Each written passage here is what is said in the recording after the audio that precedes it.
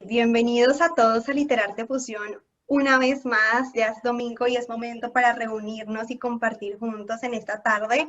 Estamos muy contentos y como ustedes ya saben, el tema de hoy es la literatura percibida desde el enfoque de un ingeniero. Y dice, cómo la literatura se involucra en la construcción de espacios diseñados a partir de una técnica diferente, buscando entenderla mejor. Como ustedes ya saben, queremos que participen, dejen sus comentarios, le den me gusta y compartan este video para que más personas se puedan conectar con nosotros en esta tarde. Los dejo con Alexandra para que les cuente un poquito más. Hola, bienvenidos. Es un gran placer poderles traer hoy a ustedes otro enfoque, otra versión más de todo este tema que finalmente el fondo es el mismo. Queremos agradecerle a Andrés Delgado de Colombia, Medellín, mi tierra querida, por aceptar nuestra invitación. Le damos una cordial bienvenida, Andrés. ¿Cómo estás? Hola, ¿qué más? Alexandra, María Paz, muchas gracias por la invitación y muy contento de estar aquí con ustedes dos, compartiendo, comentando y, claro, invitando a la gente a que vea el programa, que va a estar interesante, que vamos a conversar y que vamos a pasar un rato bien chévere. Así es, gracias por la invitación a la gente, porque es para ellos, ¿cierto? Claro. El motivo. No, y no queda más que obviamente agradecerte, tomarte el tiempo de estar con nosotras en esta tarde, hablar de este tema tan interesante e importante. Bueno, Andrés, queremos conocer un poquito más de ti. Cuéntanos, no sé, anécdotas, experiencias. ¿Quién es Andrés Delgado? Como un ingeniero de producción, se volvió Sí. un experto en escritura creativa. Bueno, resulta que hablar de uno siempre es complicado, esa pregunta de quién es uno, ¿sí? Pero ya ustedes me dieron una pista, ¿sí? Es decir, desde que estudié, ¿sí? Entonces ya uno más fácil responde eso, ¿cierto? Claro. Y claro, uno contesta desde su profesión. Yo inicialmente estudié una ingeniería de producción, es decir que fui a clases de cálculo diferencial, de dinámica, de mecánica de sólidos, de ecuaciones diferenciales, de estadística, en fin, de todo lo que tenga que ver con la ciencia y con la física. Pero de todas maneras siempre había tenido en la sangre la literatura, siempre me había corrido por la sangre la ficción, las historias, y a la vez que iba a las clases de literatura, a las clases de ecuaciones diferenciales y de matemáticas, yo estudiaba solo, me iba para la biblioteca y leía, en fin. Entonces ahí fue que pude estudiar las dos cosas.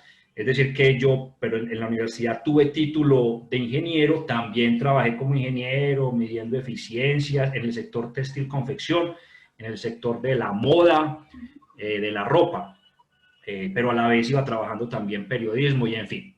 Así fue que empecé y seguí pues como esa ruta, cultivando esos dos discursos que son tan interesantes, que son las ciencias exactas y las ciencias humanas.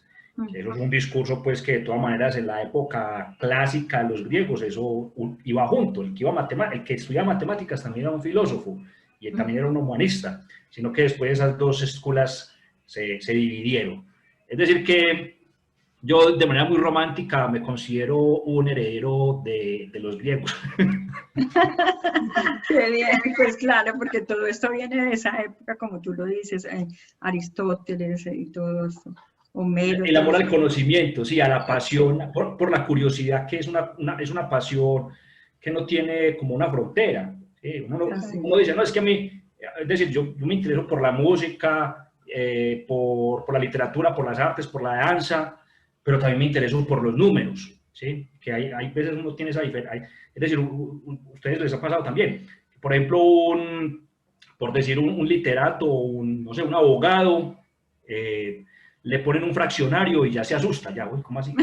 Sí, sí. Sí, la idea es por ejemplo, combinar las dos cosas, son cosas muy interesantes, los dos discursos son muy interesantes. Sí, de verdad que no suelen ir muy juntos, pero sí, antiguamente había muchos científicos que también eran literatos. y les encantaba claro. la literatura. Y habían obras de Julio Verne, por ejemplo, que se hicieron después esos como cuestiones científicas, descubrimientos científicos que muchos ya se han vuelto realidad. Entonces esa ficción o esa temática de la literatura que la vemos solamente como algo surrealista, o esto también tiene cierta cuestión real o una impresión real de hechos reales que han acaecido. Entonces es como ese, como tú dices, ese compendio, como la forma como uno dice o trata de ver las cosas de otra manera, ¿cierto? Entonces es muy bonito porque es muy complejo a veces el tema y lo queremos hacer de una forma muy coloquial y sencilla para que todos puedan ir entendiéndolo mejor. Sí, mira, ese caso que tú estás mencionando, por ejemplo, de Julio Verne fue un gran científico. Es decir, él tenía conocimientos de ciencia, de tecnología de su época, pero también era un humanista. Entonces, y así, yo creo que eso es un espíritu que vale la pena resaltar y que vale la pena hacer la invitación para que, es decir, si uno es ingeniero, puede leerse una novela, puede leerse una crónica, disfrutar de ese arte también. Y yo incluso pues con mis colegas trato de hacer eso, de invitarlos. Y al contrario también a los humanistas trato de inculcarles el tema de las ciencias exactas, de verle la virtud a eso. Más adelante vamos, yo sé que vamos a retomar el tema y damos ejemplos de cosas Claro, interesantes. claro que sí, Andrés. Personales. Sí, pero ¿de dónde entonces surge este proyecto literario y tu deseo de ser escritor? ¿Cuándo se dio este cambio o no cambio porque tú sigues siendo ingeniero o sigues trabajando en el área de producción de ingeniería o ya no estás metido en eso? No, yo ahora pude, después de haber trabajado 10 años como ingeniero, pude dar el salto mortal y caer de pie y bien en las humanidades y ya no trabajo nada con la ingeniería. Ya trabajo 100% como gestor de lectura en una biblioteca donde tengo clubes de lectura, talleres de escritura, abuelos cuentacuentos, club de lecturas con los niños chicos, con los niños más chiquitincitos, y con todos pues, con los usuarios de la biblioteca. Yo creo, con la pregunta que me haces de cuándo empezó el proyecto, yo creo que desde siempre, desde la primaria, incluso por ahí tengo un cuento escrito, yo estaba en segundo de primaria, y ese cuento ganó un premio en el colegio donde yo estudiaba. Entonces, yo creo que esas dos cosas siempre han estado junticas, han estado juntas. Y pues ya de todas maneras estudiando la ingeniería, yendo a la biblioteca, leyendo crónicas, después escribiendo. Yo creo que este tipo de cosas, Alexandra y María Paz, obedecen más a la pasión que a una decisión racional, que uno diga, no, yo me voy a imponer a hacer tal cosa, no. Yo creo que es como la vocación, como cuando uno tiene una vocación, esa vocación no se elige, la vocación lo llama a uno. Y menos mal fue las letras, porque yo digo, donde me hubiera dado, pues con todo respeto, haber sido cura, no sé, o sea, yo hubiera sido cura, yo hubiera sido un sacerdote. A mí, o sea, cuando uno le hace caso a su vocación, o sea, menos mal fue esto, pudo haber sido un sacerdote encerrado en un monasterio. No, yo creo que nos estás haciendo reír a todos con esto, pero tienes razón. Y cuando hablas de la pasión, nosotras siempre le hemos dicho en diferentes programas que uno debe hacer lo que a uno le apasiona, lo que a uno le gusta. Imagínate todos los días uno haciendo algo que no le gusta de pronto solamente por dinero, ¿no? Porque también el dinero como que se vuelve una obsesión, ¿no? Y queremos hacer y meternos quizás en una profesión y carrera que ni siquiera es parte de lo que nosotros tenemos las habilidades y queremos el dinero nada más, entonces tenemos una vida infeliz, digámoslo así. No, yo siempre he dicho, uno tiene que hacer lo que a uno le gusta, lo que a uno le nace, que uno despierte y diga, uy, voy a trabajar, qué maravilla, va a ser un día genial, no, qué aburrimiento, otra vez tengo que hacer esto, ¿sí? Y también en la cuestión que tú decías, la vocación, definitivamente la vocación en la mayoría de áreas debe existir, porque si no hay lo que dice María Paz, frustración, hay amargura y todo. Entonces la vocación es muy importante porque esa te inclina, como que te lleva hacia allá. Muchas veces perdemos esa voz interior, ¿cierto? O como esa esencia que tenemos y venimos a este mundo con esa vocación, y la perdemos buscando en el mundo estereotipos ajenos a esto, ¿cierto? Eso es tan importante porque uno como está expuesto al medio, entonces el medio le dice a uno, a usted, y bueno, a varias cosas, ¿cierto? El medio se compone de varias cosas, de los padres, de la demanda económica y todo eso, y está bien, ¿no? Digamos que de alguna manera hay que escuchar esas voces que vienen desde afuera, pero después de escucharlas también hay que tomar partido del propio pálpito, de la propia pasión, del propio gusto, de lo que uno le gusta, ¿sí? Pues eso suena muy redundante, ¿cierto? Pero es lo que decía María Paz ahorita, uno decir que se va a levantar temprano a hacer algo y que sea llevar una carga, es muy difícil. Es muy difícil.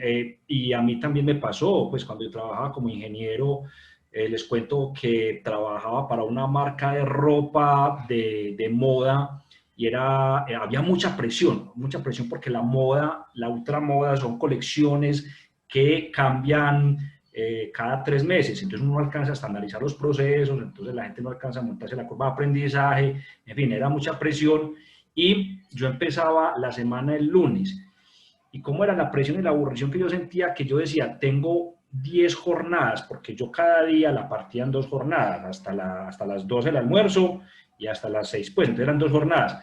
Y yo empezaba y yo, bueno, a ver, son 10 jornadas las que tengo que saldar, a ver, al mediodía de ese lunes, y yo hacía cuentas, me faltan 9 jornadas. Al final de ese lunes, ay, ya. Me faltan 8 jornadas. No, eso es terrible. Entonces llega uno, lo que pasa es que esa vida se vuelve tan difícil que uno solamente vive desde el viernes por la noche. Entonces vive bien el sábado y el domingo. Y por eso es tan común ese síndrome de la depresión del domingo por la tarde. ¿Sí?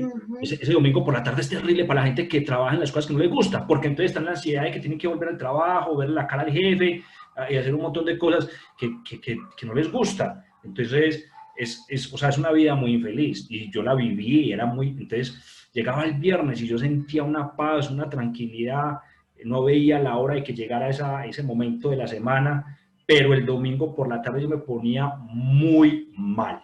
Y entonces, bueno, yo decía, no, tengo que salir de esto. Entonces sí, la pasión, es verdad, la pasión y los instintos personales.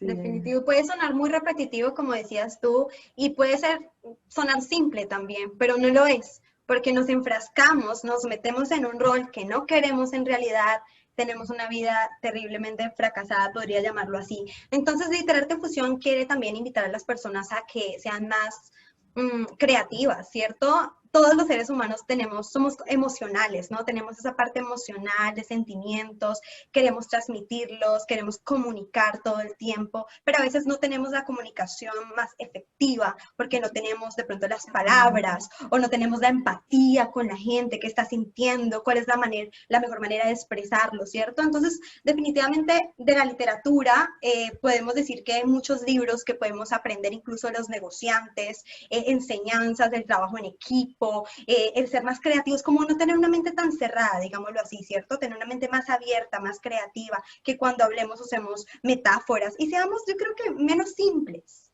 Y yo creo que eso nos sirve, Andrés, yo creo que eso nos sirve lo que dice María Paz, para identificar qué es lo que queremos en la vida. Porque a veces, ¿cierto? A veces nos vamos por áreas, como tú hablas, que no son realmente las que nos llenan el alma y el espíritu. Pero yo quisiera matizar eso que estamos conversando con un tema, y es que si bien, por ejemplo, a ver, es muy común que la gente diga, no, yo tengo que potenciar mi creatividad, tengo que encontrar mi propio ser, tal cosa, ¿cierto? Bueno, digamos que si continuamos jalando de ese hilo y hablando de literatura propiamente, uno se encuentra con muchos libros que hablan precisamente de eso, es que los 5 pasos de la creatividad o cómo ser más creativo en la vida, esos libros están bien, pero digamos que hoy la invitación que yo quisiera dejar es que más que esos libros que son tan directos de cómo explotar tu creatividad, que son como libros de superación y entrenamiento, me gustaría invitarlos más a que leyeran ficción, a que leyeran poesía, a que leyeran crónicas, a que leyeran libros que es decir, impactan la misma creatividad. Lo que pasa es que lo hacen aparentemente de una manera indirecta, aparentemente, porque después va a ser de una manera directa.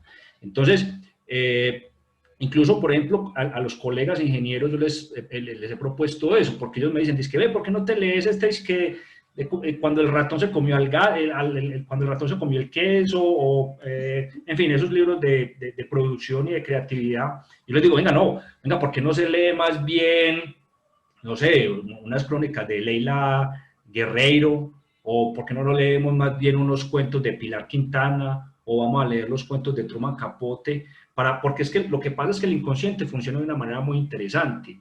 Es decir, uno lo que puede hacerlo es llenarlo de otra información, una información lateral, que es lo que le llaman a uno reingeniería. ¿Qué es la ingeniería inversa? Es tratar de no ver el problema, no atacarlo directamente, sino venga, miremos otras oportunidades. Entonces, venga, vamos a ver series, ¿por qué no? Vamos a ver series en Netflix, vamos a entretenernos y pongamos el cerebro en función. Es decir, yo voy a ver una producción, no sé, voy a ver una historia, por ejemplo, de guerra, y uno a través de eso podría aprender mucho de logística. Es que el ejército está lleno de logística, uno para poder transportar los alimentos, las armas, todas esas cosas, pero yo estoy aprendiendo eso de una manera lateral.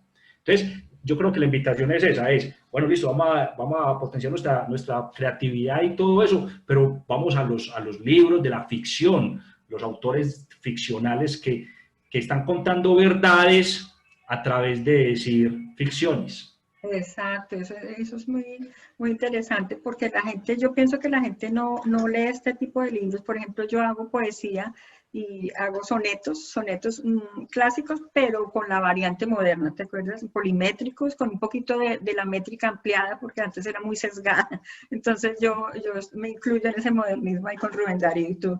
Y yo hago esto, pero entonces uno habla a veces como en sentido figurado y la gente le cuesta trabajo y pereza, le da pereza como descifrar, como tú dices, los códigos, como el doble sentido, como el mensaje que está ahí metido, pero la gente no quiere como trabajar en descifrar esa parte. Entonces, por eso prefieren estos libros que son más directos, los que tú dices, más directos, y les dicen todo al pie de la letra, cómo es, y les evita el esfuerzo de imaginarse, de crear, de inspirarse, todo esto. Yo pienso que sí, es en parte eso.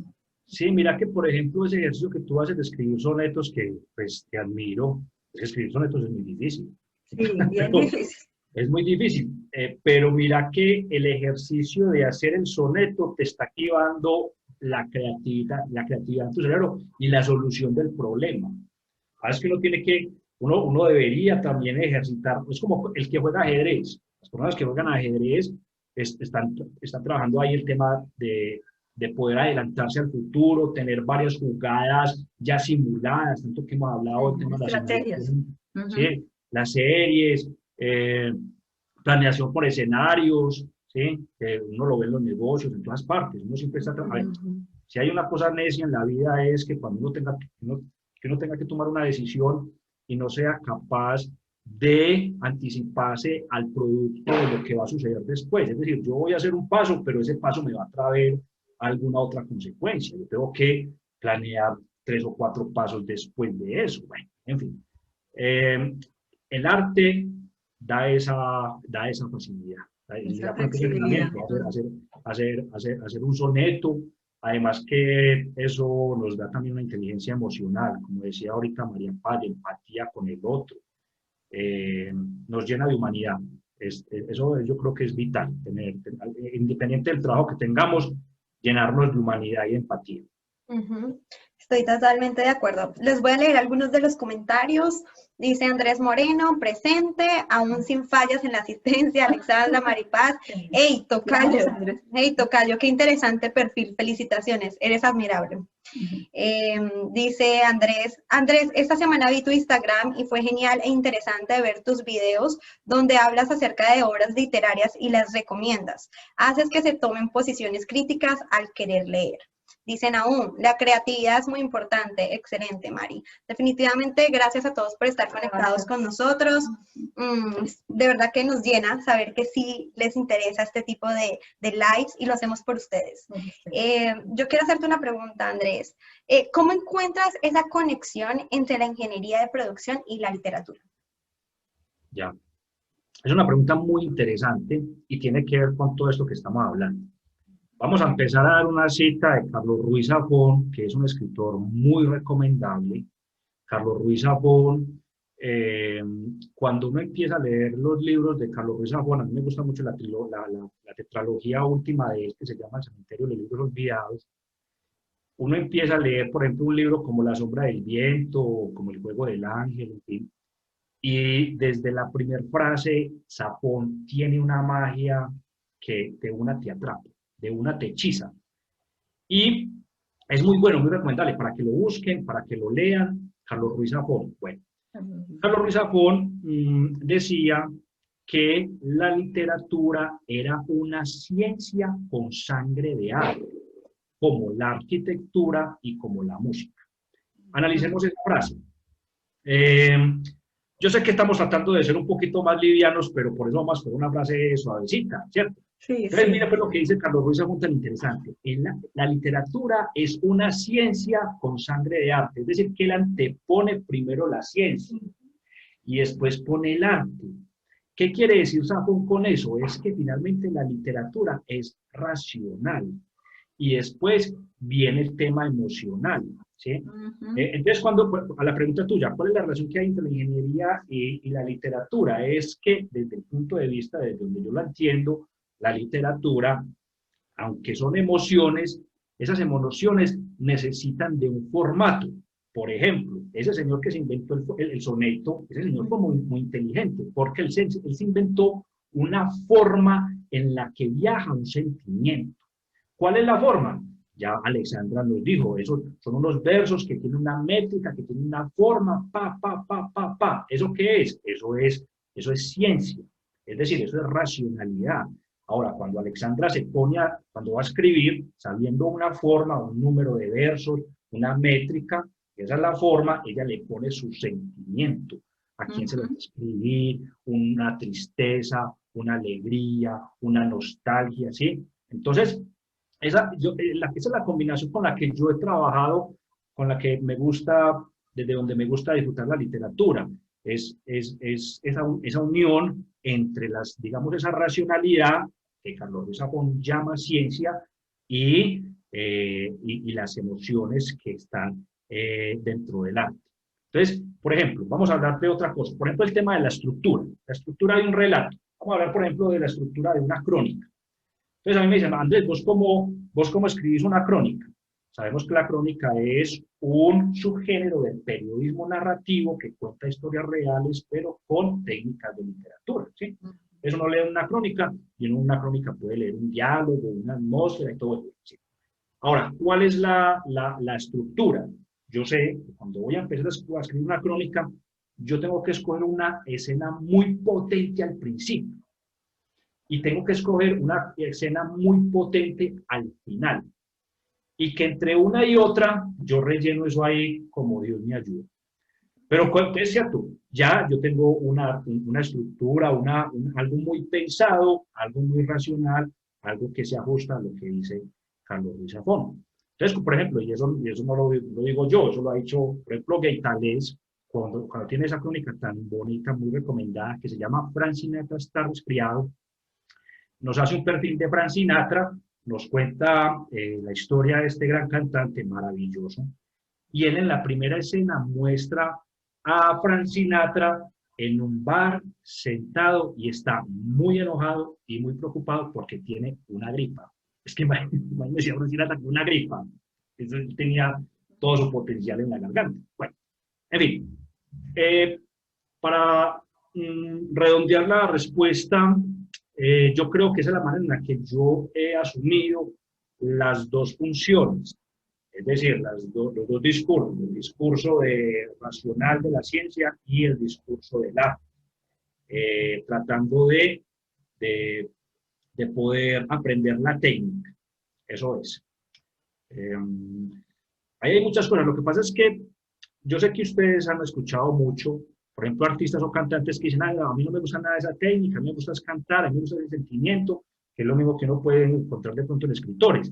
Hay escritores que le pueden decir a Alessandra, Alessandra, ¿usted por qué escribe esos sonetos? ¿Por qué no más bien en verso libre? Es que el verso libre es más tranquilo, más sereno, ¿cierto? Es decir, que esa persona que se para desde ese punto de vista, que está muy bien también, digamos, que denigra de ese lado racional, de la forma, ¿sí? De esas formas, digamos, canónicas. Entonces, está bien también desde ese punto de vista de, bueno, a mí nada más me impacta, yo no quiero nada de técnica, yo no quiero nada de esas carretas, a mí lo único que me interesa es la emoción. Bueno.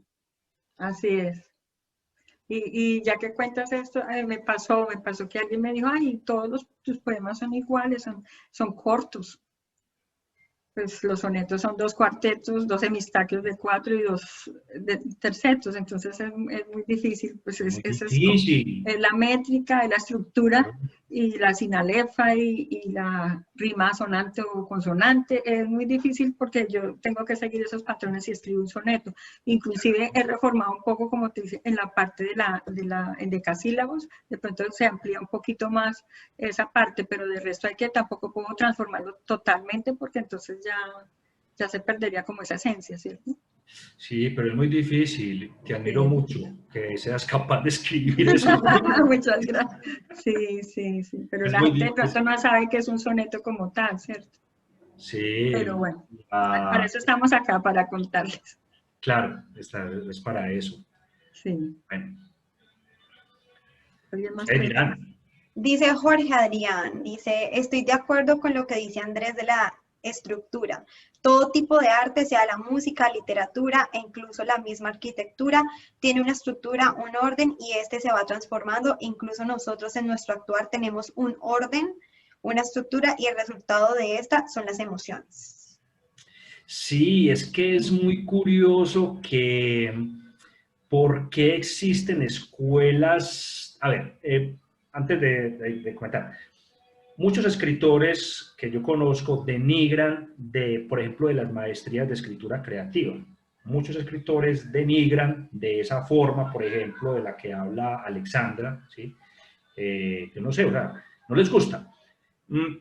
La pregunta es, ¿por qué si hay escuelas de arquitectura? ¿Por qué si hay un estudio formal de la música? Es decir, cuando uno va a estudiar música, uno va a un conservatorio, uno va a la universidad a estudiar música. Cuando uno va a estudiar danza, uno va a la universidad a estudiar danza. Pero entonces cuando un escritor va a la universidad a estudiar escritura, dice que eso no se puede, que porque la escritura es que no tiene técnica. Entonces, mire, pues comentando el comentario que nos hace, y es que la escritura no había sido, digamos, no había sido llevada a la academia. O sea, si uno va a una universidad, no sé, hace 50 años, uno hace 50 años encontraba carreras de música. Uno hace 50 años podría encontrar carreras de dramaturgia para aprender a ser actor. Pero porque hace 50 años no había una academia de música formal. Es que la literatura no es un arte también y no se estudia y no tiene reglas y no tiene modos. Es lo que dice Carlos Ruiz Zafón. Es una ciencia con sangre de arte, pero inicialmente es una ciencia. A la literatura también hay que estudiarla de manera racional. Me parece muy interesante lo que haces, Alexandra, porque es que finalmente, por ejemplo, Pessoa decía eso. Pessoa se consideraba, Fernando Pessoa, el gran poeta portugués, él se consideraba era un científico. Pues ya pues, o sea, uno le dice eso a un poeta y no, como así que un científico, no, él era un poeta, era un romántico que se emborrachaba mirando la luna. Uno lee a Pessoa y uno lee a un científico. Va a ser un científico del lenguaje. ¿Cuál es el objeto de estudio de Pessoa? ¿Qué estudia Pessoa? Entonces Pessoa estudia un objeto muy interesante que es el lenguaje, la forma, la poesía. Y él mismo lo dice. Él dice que por eso el arte griego es un arte que nos ha superado en el tiempo, porque los griegos antes del sentimiento estudiaban las formas. es decir, los medios por los que viajaban el arte. ¿Sí? Es muy bueno ese comentario ahí que nos hacen. Sí, sí. ¿Y qué piensas tú? ¿Qué tan importante es la lectura? Pues obviamente en toda su dimensión, porque hay gente de pronto que prefiere leer otro tipo de textos, ¿no? Y pues uno respeta eso, ¿no? Pero invitamos a la gente, sobre todo a las nuevas generaciones, a los niños, porque la literatura les ayuda a ampliar su esfera de conocimiento, su mente, su creatividad, por eso es que enfatizamos tanto en esto, pero obviamente cualquier tipo de lectura, obviamente, mientras sea una lectura sana, bueno, pues es buena, Sí, cada cual tiene derecho a escoger su género o su texto. Alexandra, sabes que ese punto es muy bueno porque conecta también con lo que estábamos comentando. ¿Por qué leer? Entonces, hay muchas razones, pero concentrémonos en una muy importante y es el tema de la empatía. Cuando yo leo una historia, supongamos una historia de Dickens, en la que hay un niño que está en un cementerio enterrando a su mamá, y uno de una siente conexión con ese niño porque ese niño va a sufrir, porque ese niño se va a enfrentar al mundo solo, a buscarse, a tener unos tutores que son maldadosos con él, que los niños grandes se burlan de él. Bueno, ¿cierto? Entonces es una historia de ficción, ¿no? Entonces muchos dicen, la gente que hemos comentado que está detrás del dinero, que quiere siempre ver un tema pragmático, dirán, ¿yo para qué me voy a poner a leer eso? ¿Para qué me voy a poner a leer la historia de un niño? Ay, no, esa historia no me gusta. Vamos a ver la razón. Y es que cuando uno se conecta con ese niño y uno sigue la historia de él, realmente uno lo que está haciendo, pues está haciendo muchas cosas. Dentro de todas esas que está haciendo, está en el gimnasio en un gimnasio de la empatía, está entrenando la empatía.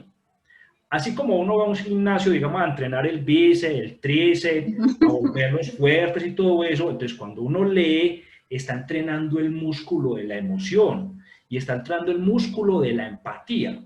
¿Y qué es la empatía? Es poder sentir las emociones del otro. ¿Y a quién no le interesa eso? No. Es que uno puede, o sea, no hay nada más harto en la vida que uno encontrarse con un jefe que no tenga empatía. Así es. Que ponga 1 horas extras y que, y que él, por ejemplo, trabaje hoy domingo, por ejemplo, que haya que trabajar, que haya que entregar un lote de producción y que él ponga a los obreros a trabajar un domingo y que él se vaya para la casa a descansar. Es terrible. Sí, en cambio, no hay un jefe más motivador y más inspirador, que tenga empatía con sus trabajadores y que si hay que trabajar un domingo, él también esté allá con ellos, ayudándoles, así no tenga que ir. Él podría irse para la finca y no tendría que estar en la planta de producción, pero él va. ¿Por qué? Porque siente empatía con ellos, porque sabe que ir a trabajar un domingo es difícil y que en esa medida los va a inspirar. Y ese lote de producción va a salir de una, rapidito. O sea, Andrés, discúlpame, o sea que ese además de jefe es un líder. Sí, claro. Entonces, por eso mire que ustedes los ingenieros dirán, no, ¿yo para qué vale esa ficción? Eso no me interesa. No, mire, verá que sí. Eso, de esa manera, cuando uno lee la historia, por ejemplo, estamos hablando de Dickens, pero podríamos hablar, no sé, de cualquier otro escritor, de García Márquez, podríamos hablar de Rubén Darío, podríamos hablar de cualquier autor universal que nos presente un personaje que tenga alegrías y tristezas. Cuando uno tiene las alegrías y las tristezas de esa persona, uno lo que está entrenando es la empatía. Entonces, cuando uno ya vuelve al mundo real, cuando uno cierra el libro y ya vuelve a la casa, usted, el problema que tenga su pareja es el problema que uno también tiene. Entonces, uno trata de entenderlo. El problema que tenga su hijo, uno también trata de el papá, en fin. Es decir, que por eso hoy vamos a hacer, hay muchas razones para leer ficción, pero hoy vamos a señalar esa, la empatía, la capacidad de meterse, de ponerse en los zapatos del otro, de vivir sus tristezas, de vivir sus dificultades, de vivir sus alegrías y sus éxitos. Y eso es una cuestión que es vital para vivir. Andrés, yo tengo una pregunta, o sea, se desprende de esto porque he escuchado mucho el manejo de las emociones. A veces la gente, cuando trata este tema del manejo de las emociones, se va al otro extremo y se vuelve completamente indiferente. ¿Sí me entiendes? Ante lo que está sucediendo a su alrededor y todo esto, y se abstiene de involucrarse en sentimientos o problemas de otras personas, ¿sí me entiendes? O sea, porque expresar las emociones a veces cuando son extremas, pues de pronto sí nos puede traer algún problema o dificultad o algo, pero hay que saberlas balancear pero la verdad, yo pienso que si tú no tienes empatía, no tienes emociones, no te duele lo que pasa, le pasa a una sociedad, a una persona, a un grupo, de pronto ya apareces entonces una persona con una conducta psicopática o alguna cosa así. Sí, no, es que sí, pues debemos de partir de que todos los extremos son Todos los extremos. negativos, sí, pues sí, claro, porque entonces ya sí estaríamos hablando del otro extremo, del que no siente nada y que necesita leer literatura para poder sentir empatía, al otro extremo del que siente todo y que entonces él, o sea, no es capaz de tomar distancia, ¿sí? Es decir, no es capaz de tomar distancia porque todo lo afecta y todo le perturba su vida. Bueno, cada cosa pues deberá tener su trabajo y su terapia, no sé. Claro. Pero sí, incluso, pero sabes que Alexandra, que incluso a esos que sienten tanto, también tendría libros para recomendarle. ¿Qué literatura le recomendaría yo a ese tipo de gente? O sea, a mí. Bueno, listo, sí. Porque yo soy altamente sensible. Sí, bueno, excelente. Es una cosa que estoy trabajando, porque no es fácil para mí, porque eso es como algo con lo que uno nace. Sí, eso es. O sea, que tú no lo decidiste. Eso te sale del corazón y tú no alcanzas a decir eso. Antes tienes que tomar, bueno, entonces va para ti la recomendación. Gracias. Pues, de todas maneras, la promoción de la lectura es un oficio riesgoso, porque es posible que yo te recomiende unas lecturas y te diga, ay no, Andrés definitivamente recomienda unos libros muy malucos, a mí no me gusta.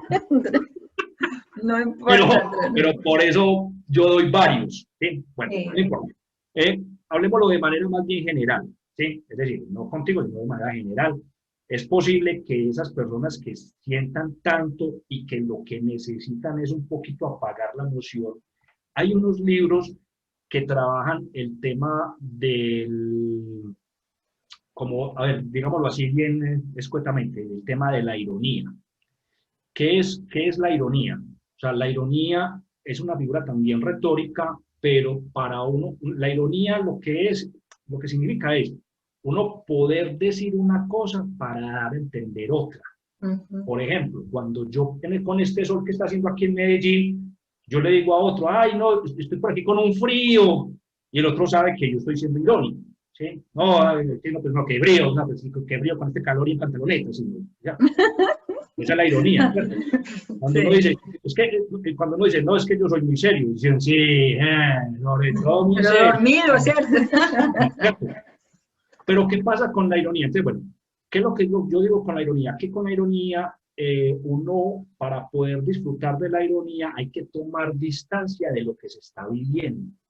Entonces, eso es lo que yo creo que puede funcionar por las personas libros que sean irónicos y que se burlen de sí mismos, que uno pueda, es decir, cuando a mí me pasa, yo voy por la calle y me caigo, yo podría hacer dos cosas, o me muero de la rabia o me río de mí mismo. ¿Cierto? Entonces yo puedo tomar, no, es que son muy de malas, es que como me caigo, tal cosa, o me paro, me limpio, y soy bobo, ¿cómo es que no oí esto? Sí, pero los que están alrededor se ríen. Sí, claro, y uno se ríe con ellos. Es que más risa daría, a ellos les daría más risa si uno se levanta y uno todo claro. Rabia, uno le daría rabia, ¿cierto? En cambio, si uno se ríe con ellos, ya incluso uno contrarrestaría esa burla. Ya ellos como que, Exactamente. Entonces hay unos libros, ahí está La Conjura de los Necios, ahí está Hunter Thompson, ahí está... los norteamericanos han sido muy buenos en eso. Ajá. Es decir, en tomar las situaciones difíciles y reírse de ellas. Eso es otro tipo de literatura. Es gente que... el humor norteamericano ha sido muy de ese corte. Es la capacidad de reírse de ellos mismos. Qué bueno. Hay muchos. Aquí, por ejemplo, a ver, yo ahorita estoy leyendo un señor que se llama David Foster Wallace. Ese señor tiene unas crónicas y él, por ejemplo, tiene una crónica que se llama Algo supuestamente divertido que no volvería a ser. y él cuenta la historia de la ida en un buque, ¿cómo es que se llaman los paseos en buque? Bueno, transatlántico, yo no sé. Pero por el Mediterráneo, todo lujoso, con unas canchas de tenis, ¿cierto? Sí, y en un crucero. Crucero, sí. sí. Y él dice, eso es lo peor que hay en la vida, y empieza a burlarse de estar en un crucero. En fin, yo creo que esa es otra cosa que tiene la literatura, y es poder tomar distancia de lo que a uno le está pasando y, digamos, transformarlo, porque eso también es lo que es el poder mental de nosotros, de poder transformar las situaciones en función de lo que nosotros queramos sentir frente a eso. Entonces hay cosas, por ejemplo, a mi hermano tuvo una dificultad económica y yo le decía, tienes que aprovechar eso, vení, papá, vamos a hacer esto, y lo trabajamos, y bueno, y está leyendo a Joyce, pues imagínense. Bueno. Qué bueno que es. Definitivamente yo tengo que aportar o comentar algo porque me encanta este tema.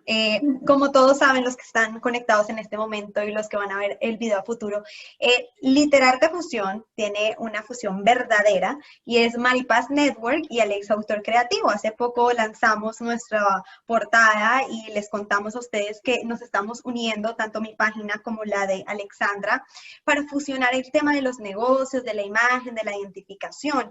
Entonces, con todo esto que Andrés nos estaba contando, la empatía hace mejores jefes, hace mejores líderes, nos permite tener mejores relaciones, ¿cierto? Recursos humanos, si lo podemos llamar así, en el área de negocios, cómo tratar a nuestros empleados, cómo tener resolución de conflictos más apropiadas.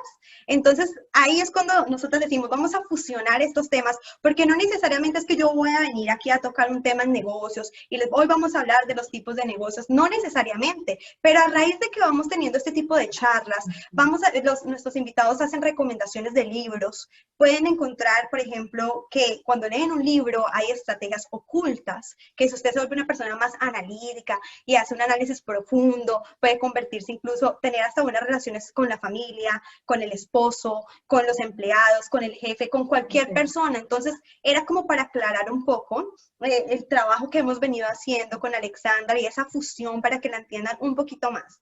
Ya ahora sí los dejo con la siguiente pregunta. Sí, bueno, este será un tema que vamos a hacer un live para explicarles más detalladamente sobre este tema, esta propuesta.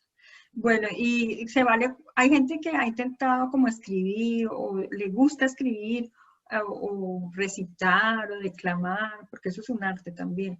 Claro. Pero entonces a veces dicen, no, yo lo hago mal, no me debe, o lo que hablamos, la burla o la denigración o la descalificación, entonces la gente se pone muy triste y no lo vuelve, se vale reinventarse también, ya que hablamos tanto de los negocios y de esta parte de emprendimiento, en esta parte de reinventarse, volver a intentarlo, ¿cierto? Yo pienso algo con respecto a ese tema de la reinvención que se ha hablado tanto ahora en temas de pandemia, con temas de flexibilidad, y temas de adaptación. Y yo creo algo con respecto a eso, y es que la reinvención, la flexibilidad, la adaptación funciona si cumple una condición, y es que tiene que ser honesta, no puede ser impuesta, no puede ser una decisión artificial. O sea, uno, pues claro, por ejemplo, llega una dificultad como la que tenemos actualmente y buscamos opciones. Y hay varias opciones para uno, pues uno hace una planeación por escenarios y mira a ver qué le puede servir y qué no. Pero entonces, yo creo que a la hora de tomar esa decisión de la reinvención, hay que apelar a la sinceridad. Es decir, ¿con qué me siento yo mejor? Porque yo veo, si yo tengo 3 o 4 escenarios y me veo en cada uno de esos, el corazón a uno le dice para dónde tiene que enfocarse. Y esa decisión no tiene que ver solamente, o sea, eso es a todo nivel, porque es que incluso, por ejemplo, en la administración de operaciones también se ve eso. Es decir, si yo soy administrador de una cadena de abastecimiento a cualquier nivel, puede ser de una empresa de alimentos, de una empresa logística, de una empresa de servicios, de lo que sea. Yo tengo varios escenarios. Entonces, ¿cuál le voy a imponer a la empresa? Es que eso es un gran problema, porque es que esa decisión, entonces, ¿qué consecuencias va a tener? Entonces, yo apelo a la honestidad, pero a la sinceridad, que no sea una cosa que después esté en contra de lo que soy yo como esencia, de cómo es la empresa como esencia, de qué es el entorno, o que vaya en contra, digamos, de los usuarios, en fin. Podríamos hablar de casos puntuales de ese tema, pero como estamos hablando de creatividad y estamos hablando de arte, vamos a hablarlo, por ejemplo, en temas de literatura. Entonces, si yo, por ejemplo, si Alexandra quiere adaptarse y quiere dejar de escribir sonetos y quiere escribir otra cosa, pero esa otra cosa, la pregunta es honesta con tu corazón y con tu esencia? Ahí es donde, esa es la propuesta que la propuesta mía es, listo, adáptese, pero que esa adaptación sea honesta y sincera. Ah, no, es que yo sí quiero dejar de escribir sonetos porque esa es mi alma y tal cosa, adelante. Ah, no, vea, ¿sabe qué? Es que no. Resulta que es que yo no quiero eso porque mi esencia es en escribir sonetos. Entonces, ¿por qué voy a traicionar mi esencia? Adelante con ese tema, adelante. Por eso digo, estamos apelando a una cuestión de honestidad, a honestidad conmigo mismo y digamos, si ya uno tiene un servicio, en fin, que no traicione alguno de los campos en los que yo estoy trabajando. Entonces, si es vital eso, claro. Les voy a contar una anécdota. Hablando de eso, resulta que a mí siempre me ha gustado la novela negra. Y entonces yo me impuse a escribir una novela negra, que la novela negra es una hija de la novela policial. Es un subgénero, bueno. Total que estuve leyendo mucho de novela negra, como yo vivo en Medellín, pues entonces pues estoy aquí con todo el tema complejo que tiene Medellín y tal, entonces leí y me impuse la tarea de escribir una novela negra. Muchachos, ustedes no saben el problema que yo me metí. Me metí en un problema porque eso no era lo que yo tenía en mi corazón. Eso me salió tan feo. Y fue un rato lo que le trabajé. O sea, yo me puse a leer ahorita, en estos días me puse a volver a leer esa novela. Y yo decía, ay, no, tanto tiempo que perdí en esto.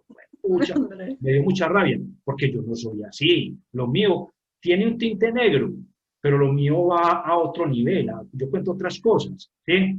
Pero entonces ahí yo, donde yo aprendí, yo dije, yo tengo que reinventarme, yo tengo que flexibilizarme, pero yo tengo que ser conmigo honesto, yo no me puedo imponer cosas que... Tienes toda la razón. Yo, por ejemplo, escribo sonetos, también escribo ensayos, y estoy tratando de escribir un relato. Vamos a ver si no me pasa lo mismo. Pero bueno, pero se vale la pena intentar también, no sé qué pienso, Andrés, se vale la pena intentarlo porque es mejor intentarlo que quedarnos con las ganas y con la duda, ¿no? De saber si funciona o no. Entonces, ¿sabes qué, María? El tema es que nos vale, claro, vale intentar, pero entonces uno tiene que ponerse semáforos para hacer retroalimentaciones. Es decir, yo voy a hacer intento de meterme por este lado, listo, voy a meterme. Pero entonces ponga un semáforo, yo no sé, en algún rango de tiempo o de avance. Claro, no puedes quedarte toda la vida intentando. Porque, claro, entonces uno lo que tiene que hacer es, listo, vamos a intentar lo que sea, vale, vamos a intentar lo que sea, porque incluso si uno no hace el intento, uno no se da cuenta si fue honesto o no. Es decir, uno cómo sabe que si fue honesto o no, haga el intento. Entonces, listo. Yo voy a escribir una novela negra, en este caso, yo voy a escribir una novela negra, listo. Al segundo capítulo tengo que revisar a ver si esa vaina se va conmigo, listo. Yo voy a lanzar un nuevo producto, pongamos. Yo tengo que poner un semáforo. Son 3 meses donde yo haga la retroalimentación y yo pueda evaluar si ese cambio funciona o no. Entonces, por ejemplo, yo tengo un amigo que me mandó una novela ahí, me puso a leerla y yo se la estoy leyendo. Yo decía, ay, no, que novela tan maluca. Yo como le digo, Pacho, ¿cómo le digo? Después de que me dice, hermano, ¿sabe qué? Yo llevo escribiendo esa novela 10 años. Yo dije, ay, pues, pucha, no, yo como le digo. Pero ¿qué ha pasado? Que este amigo mío, creo yo, que no puso los semáforos. No, eso es exagerado.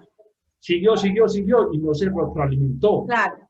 O sea, yo estoy de acuerdo que se valen segundas oportunidades, no sé, la tercera no sé, pero se van a segundas oportunidades, pero como tú dices, no podemos pasarnos los años y años toda la vida intentándolo y de fracaso en fracaso. Yo soy de ese tipo de criterio, porque ahora está muy de moda que tenemos que estarnos reinventando y vuelves y caes, a los 5 años vuelve y cae y vuelve y reinventa. Sí tenemos que persistir en la vida en diferentes factores de nuestra vida, obviamente, no podemos quedarnos derrotados ahí a un lado caídos, pero también tenemos que, como dice Andrés, que focalizarnos en qué, para qué somos buenos, cuáles son nuestras habilidades, cuáles son nuestras destrezas, y por eso en negocios vamos a enfatizar en esa parte, ¿cierto? Tenemos que descubrir y conocernos nosotros mismos primero para poder explorar y exportar todo ese talento y pulirlo, o si no, no vamos a poder y vamos a estar de intento en intento.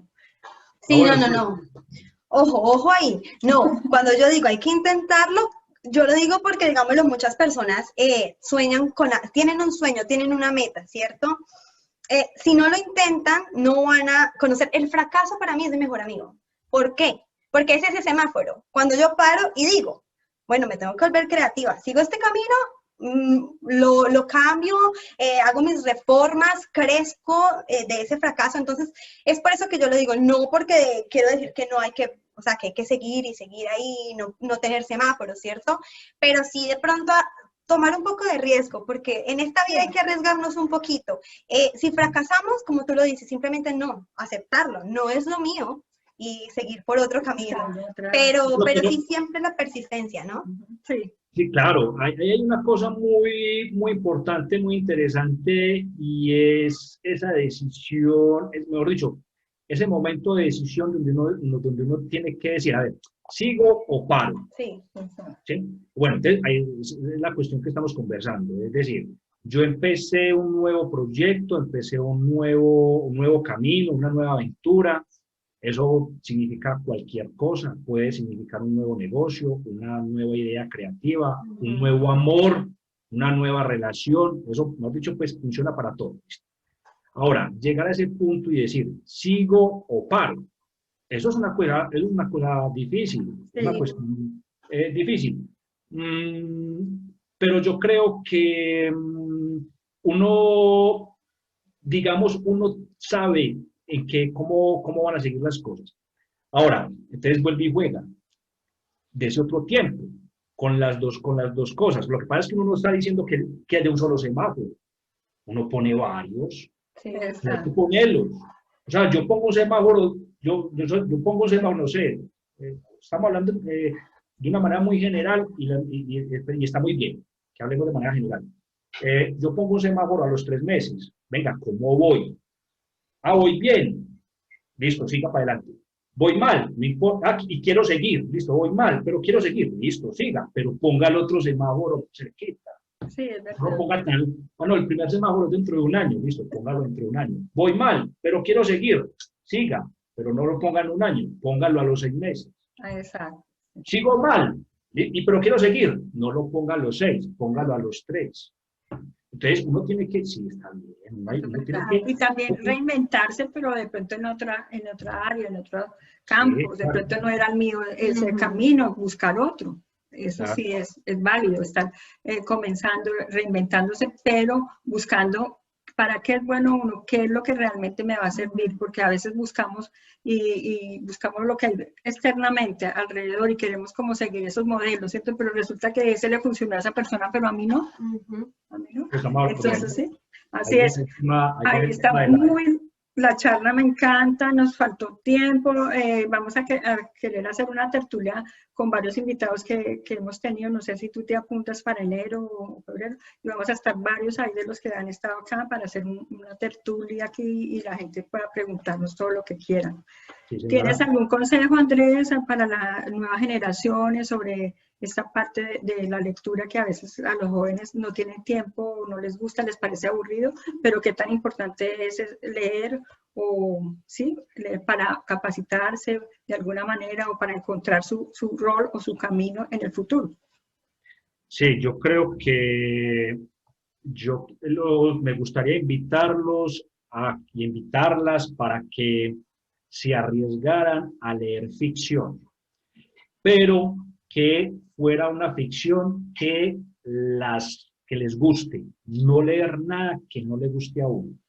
¿Cuál es el consejo? Acercarse a una librería, acercarse a una biblioteca y sacar, no sé, 5 o 10 libros y leer al menos la primer paginita de todos. Ese ejercicio yo lo hago con los muchachos en la biblioteca porque los muchachos no les gusta leer, les gusta jugar, están pensando en otra cosa, pero entonces yo hago el ejercicio con ellos. Yo les digo, venga, mira, en un ratico, hoy día vamos a leer estos libros. Vamos a leer la primera página de cada libro, pero vamos a leer 10. Es decir, que uno en una hora o en media horita va a pasar varios libritos.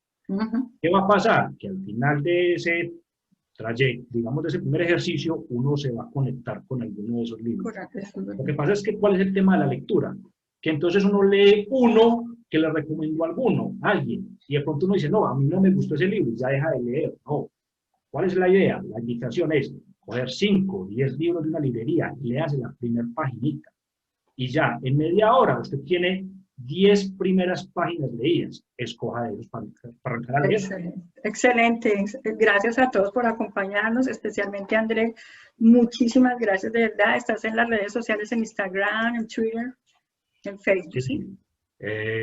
Bueno, mis redes sociales son @Moleskine32. La Moleskine es la libretica clásica de periodista. Y entonces esas son mis redes. Tiene el número 32, que es un número especial para mí. Y entonces así estoy yo en redes sociales, en Twitter, en Instagram, para que sigamos en contacto. Perfecto, Andrés, muchísimas gracias a ti de verdad por sacar el tiempo, por aceptar la invitación. Ya eres parte de este proyecto de Literarte Fusión que quiere motivar a las personas a que lean, a que se culturicen un poco más. Así que muchas gracias por estar con nosotros y espero verte pronto otra vez en otro de nuestros programas. Y gracias a todos los que nos están viendo. Que tengan un feliz día, feliz tarde de domingo. Bueno, chao.